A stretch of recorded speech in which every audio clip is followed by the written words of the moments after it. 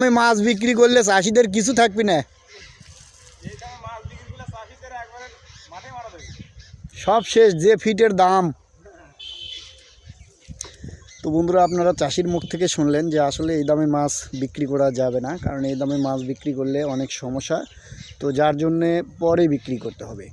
তো আমি প্রত্যেকটা চাষি ভাইদেরকে পরামর্শ দিই যে তারা যেন তাদের মাছ রেডি রাখে, যখন দাম হবে সেই সময় যেন বিক্রি করে।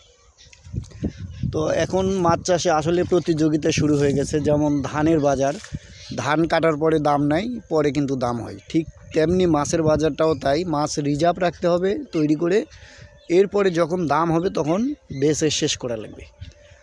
তো এখানে জাল টান দেওয়া হয়েছে। জাল টান দেওয়ার পরে আজকে আমরা যে ওষুধগুলো দিচ্ছি সেটি আমি আপনাদেরকে বলে দিব। তো এখানে আমরা ভিটামিন সি, তারপরে অ্যামোনিয়া গ্যাসের ডোজ অর্থাৎ ইউকা 100 ml, ভিটামিন সি 100 গ্রাম এবং জীবাণুনাশক ডিকেসি গ্রুপের 150 ml এখানে প্রয়োগ